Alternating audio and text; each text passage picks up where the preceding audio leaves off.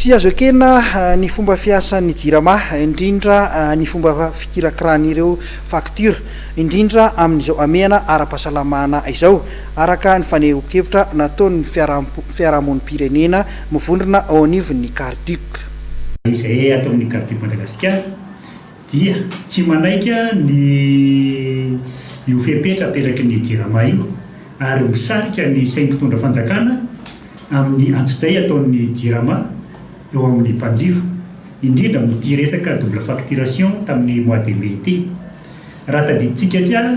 ny filoham-pirenena dia efa nametraka ary ny teny filoham-pirenena dia baiko fa tsy fiangavina ho fitsinjovana ny mpanjifa dia ny facture amin'ny volana anankiray ary zaray na 5 volana na 10 volana nefa mifanohitra amin'izay zavatra ataon'ny jirama izay tsy fantatra hoe nyraisina tamin'ny fanapahan-kevitra iny natao amin'ny filakevim-pitantanana ve samy mpanatanteraka ny jirama nandray ny fanapahan-kevitra fa vao may famonoana ny vahoaka mpanjifa ilay izy satria raha ny facture volana anankiray raha tsy voaloha dia tonga indray ianao manatitra ny facture anankiray amin'ny fomba ahoana zany no ahafahan'ny vahoaka mpanjifa mamita io facture ny jirama io amin'ny fotoana izay anatin'izao ameana ara-pahasalamana izao izay ahitantsika fahaverezana asa ary manaraka an'izany eo amin'ny resaka qualité de service izay atolotry ny jirama. Rahantsika malala angamba an'izao fa any amin'ny mpanjifa any dia tsy misy tsony ilay carnet de relevé apetraka ny jirama. Ny facture izay avoaka zany ny jirama amin'izao tsy fantatra ho pif ve sa ahoana sa manana loatra ny mety ny vahoaka malagasy fa amin'ny alalan'ireny carnet de relevé reny zany no ahitan'ny mpanjifa hoe zao ohatr'izao ny fanjifana vitanay tamin'ity volana ity. Ka io zany angaviana ny jirama ihany koa amerina ny fampiasana ny carnet de relevé io mba tsy isino ny fanabakana vahoaka. Kasika indrindra ihany koa anatin'izay qualité de service atolotry ny jirama zay dia eo amin'ilay resaka fanavoazana ataontsika hoe promotion na compteur zany.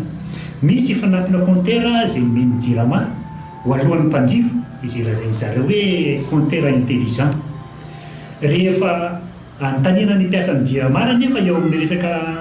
fakana relevé na ny mpiasan'ny jirama tsy misy tsy mahalala ny fisiny hoe inona maro ny compteur intelligent io fa ny filazan'ny zareo ara dia hoe izay ara tsy mahalala an'io fa fahalalana ian'io dia compteur communicant zany hoe inona zany no tena dika fa nambakana mpanjifa ve no ataon'ny jirama amin'ny fanampiana compteur io. Manarak'izay eo amin'ilay resaka fampidirana jiro sy rano. Ny olona zany raha mangataka ny service ny jirama apiditra jiro na rano dikan'izay manao investissement izy satria mandoha vola. Ny fanatanterahana ny asa tanterahany jirama amin'izay resaka fampidirana jiro sy rano izay dia miandry any amin'ny 2 taona 3 taona vao tafapetraka ny compteur